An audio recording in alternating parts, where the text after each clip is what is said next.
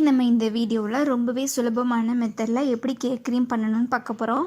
இந்த cake cream பண்ணுறதுக்கு நமக்கு பெருசாக எலக்ட்ரிக் பீட்டரோ இல்லை விப்பிங் க்ரீமோ இல்லை எந்த ஒரு எக்குமே நம்ம யூஸ் பண்ண போகிறதில்ல. இது ரொம்பவே சுலபமான மெத்தடில் எப்படி பண்ணணும்னு சொல்லி நான் எக்ஸ்பிளைன் பண்ணியிருக்கேன். அதை எக்ஸாக்டாக அப்படியே நீங்களும் ஃபாலோ பண்ணிக்கோங்க. நல்லா அகலமான ஒரு கடாயில் 1/2 கப் பால் ஆட் பண்ணிக்கணும். அதே 1/2 கப் அளவுக்கு சர்க்கரை ஆட் பண்ணிக்கணும்.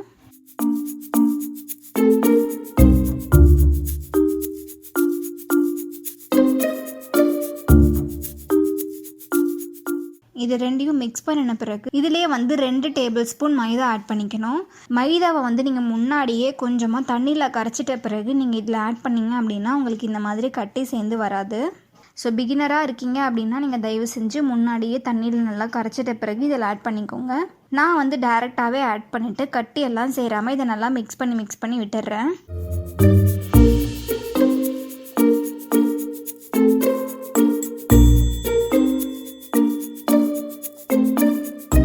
ரொம்ப கட்டியாச்சு அப்படின்னா நீங்கள் கொஞ்சமாக அதில் 1 டேபிள் ஸ்பூன் அளவுக்கு பால் மறுபடியும் ஆட் பண்ணி இதை நல்லா மிக்ஸ் பண்ணி எடுத்துக்கணும்.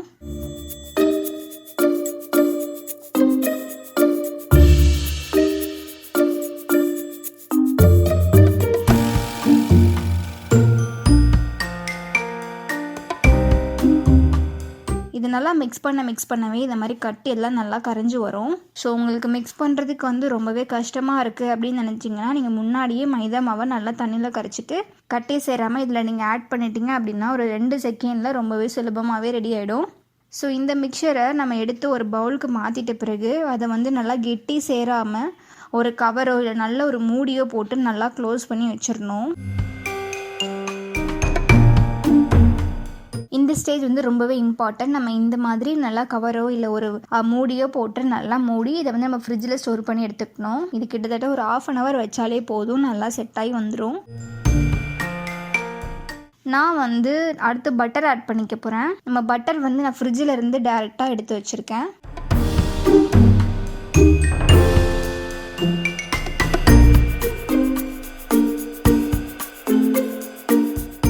ஸோ இதை ஒரே ஒரு ஸ்பூன் யூஸ் பண்ணி நல்லா மிக்ஸ் பண்ணிக்கணும்.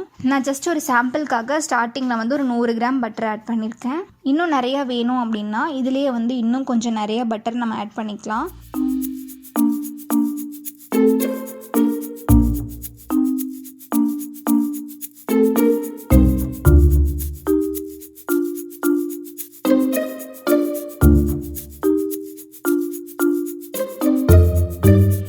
நான் கொஞ்சம் நிறையா க்ரீம் பண்ணணும் அப்படின்றதால இதிலே நான் இன்னும் கொஞ்சம் 100 கிராம் பட்டர் எக்ஸ்ட்ராவாக ஆட் பண்ணிக்கிட்டேன். ஸோ ஆட் பண்ணிவிட்டு இதை நல்லா மிக்ஸ் பண்ணி எடுத்துக்கணும்.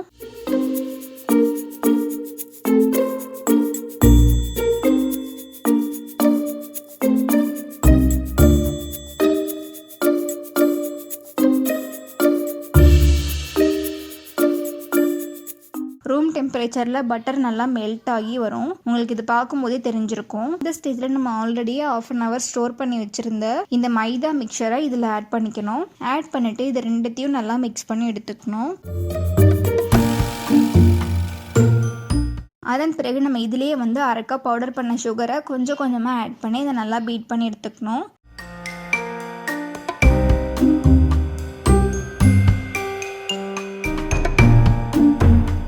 நம்ம பவுடர் சுகரை கொஞ்சம் கொஞ்சமாக ஆட் பண்ணி பீட் பண்ணவே அதோட கலரும் நல்லா சேஞ்ச் ஆகி வரும்.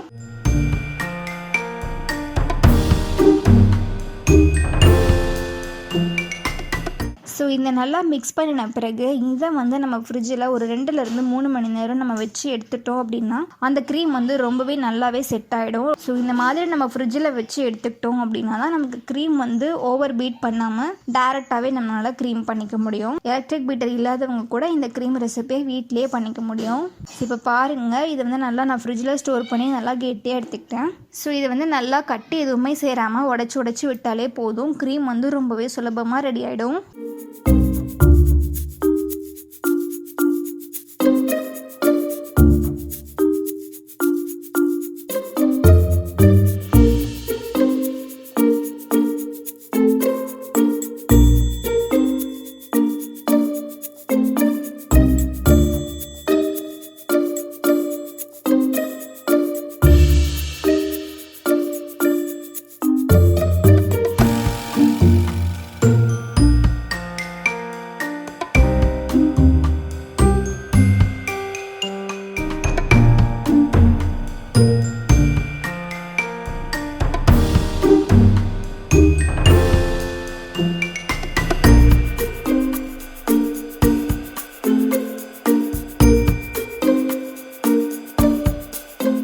இப்போ இதை வந்து ஒரு பைப்பிங் பேக்கில் ஃபில் பண்ணின பிறகு நான் உங்களுக்கு டிசைன் போட்டு காட்டுறேன் பாருங்கள்.